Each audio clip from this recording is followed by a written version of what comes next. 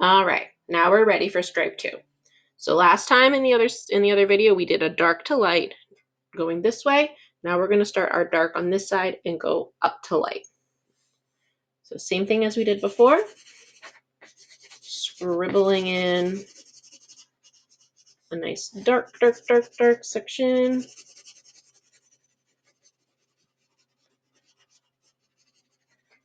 That then gets kind of lighter. You can scribble, kind of pretend that we're just doing the background and that foot is not there. And then getting out lighter. And again, smudging is going to help a lot of that. You need to have some graphite down for it to smudge, but the smudging is going to really help make this a lot easier on you.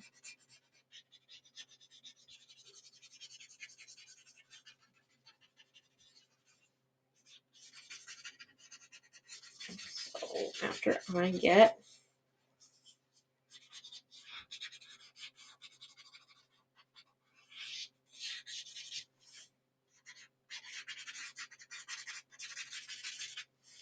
okay. So now I know I probably should pop back a bit more tones here before I move on to another space. So get my darks really in there. Okay. Get my smudging back in. Awesome. All right, now let's move on to this booth. So again, we're going to do a bunch of small value scales. So starting our super dark on this side of his shoe, getting a bit lighter, and then really light and into white, and now smudge that out. And because we have a nice dark line there with a colored pencil, you're not gonna lose that shape. There we go. Okay, and again, if I overdid it and I need to pop some of that highlight back in at the end, just use my eraser, pop that back in. All right, now I'm going to do a couple more tiny value scales. I'm going to do them all at once, just because they're in a similar space. So really dark, really dark, really dark, a bit lighter, a bit lighter, a bit lighter, and then into white. Okay, again, take my Q-tip to smudge. Now again, the smaller spaces are going to really need that erasing friend because it is such a small space. Next there. Maybe if I want to really get a nice little highlight, I'll just very tiny erase and then go back over here and pop in that dark. Nice. Okay, so now let's move on to this shoe.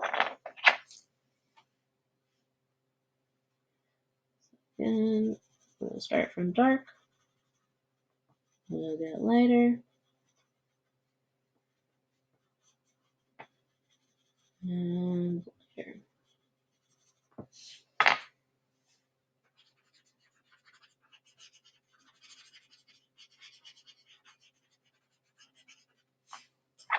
And popping that light back in with the eraser.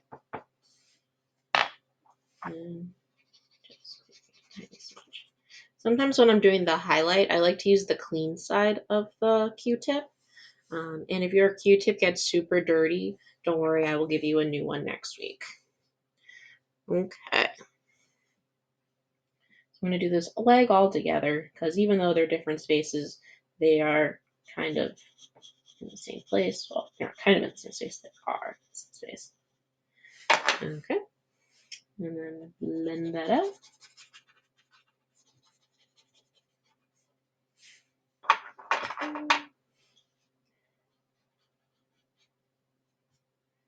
Went into that section's highlight. So I'm going to put that back in. I smudge that. And also I'm going to fill in a bit more of a shadow. Putting some more pencil in.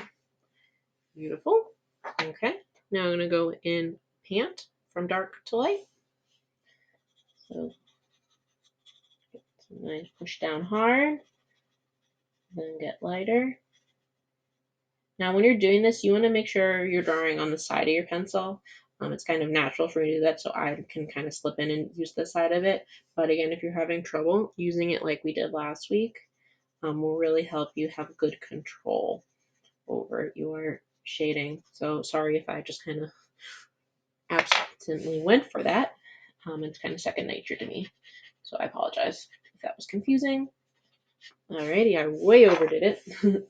So put back some eraser. We can fold that back a bit more, and then you can just go back with a smudge to get the blend. There you go. Okay. Now let's move on to his half of his pants.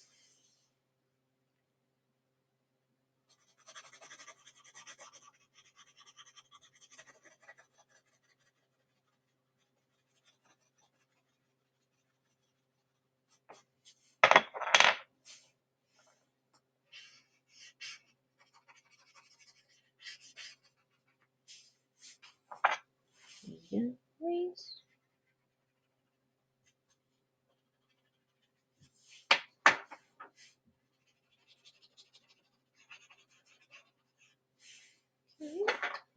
And a very small one, dark, middle.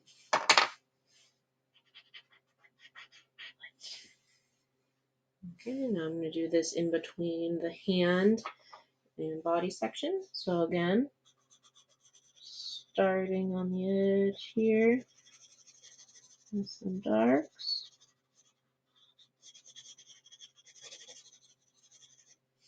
I don't like how much dark I put over there. I'm going to take that off a little bit. Okay. And then going lighter and to white. Okay. I'm going to use the power of the blend to really get that to pop. Now, because I'm going fast, sometimes when I put a dark, it goes into that previous light section. So I am going to pause and kind of go back and put that light back in so I don't ruin my work. You can always, at the end, kind of go back in with the highlights. But go slow. Have good control over where your Q-tip is smudging.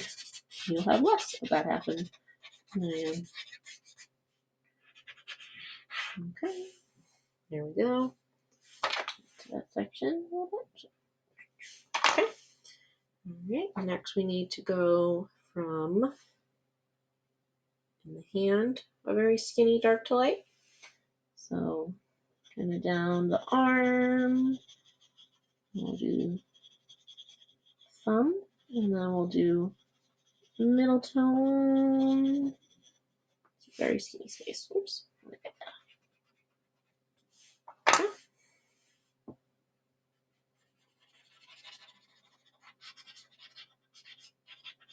Now, as more dirty this gets, the more smudgy it's going to go. So you may be using more and more of your eraser. And again, I will totally give you a second one, so don't feel like you got to make it last. If you happen to have more at your house, you're welcome to use them as long as it's okay with the adults.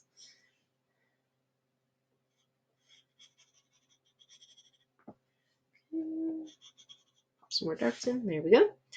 Alrighty. So now you can see we have one more to do, but this time we went dark to light this way. Now I'm going dark to light this way. And having those go against each other is what's going to make the drawing kind of stand out. So one last face.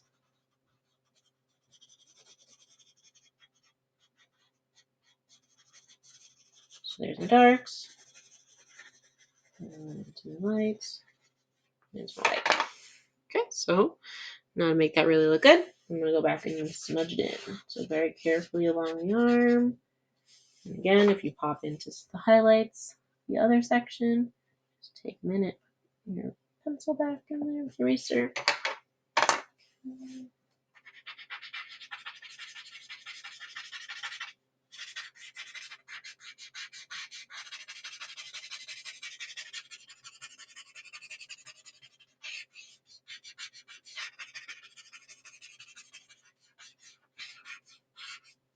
Alright, so that is Stripe number 2. And again, we will next week use our dark black colored pencil. And please let me know if you don't have one, because using the pen will still kind of work, but it won't be as good as the colored pencil. So if you need a colored pencil, please let me know, and I'm happy to hand one out next week. I'm going to continue the rest of SpongeBob. That way, if you were stumped and you really didn't know what to do, you can do SpongeBob with me. We can do the whole thing together.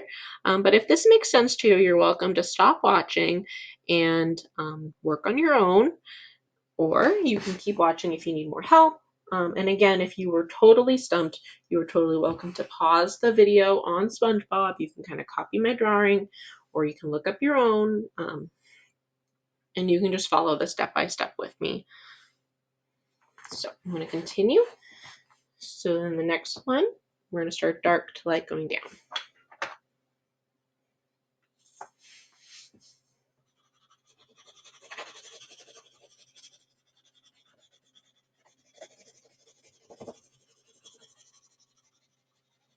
So in the background sections, you can get thicker, bigger value scales. So your dark shouldn't be like super skinny on the side. Except when we were in the arm, we were super skinny because it was super tiny, but this is a nice thick space. So you should get some good practice with value scales on your edge backgrounds.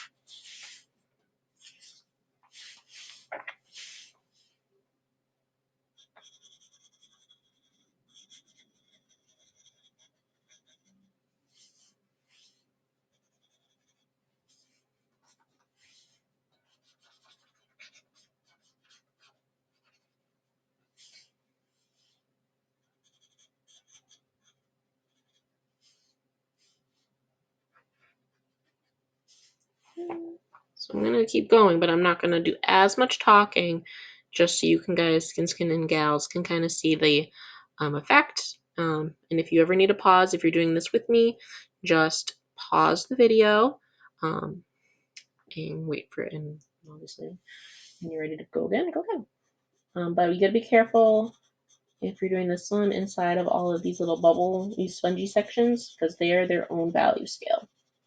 So they are in an enclosed space.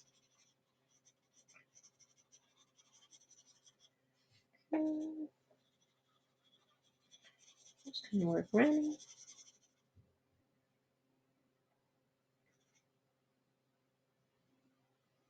Okay. I'm going to include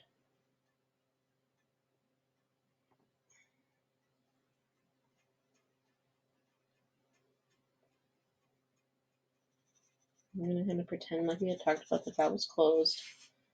Just things a little more simple.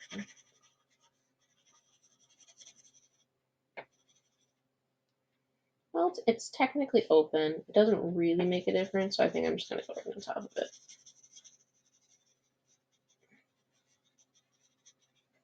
Yes, that was very cool. Okay.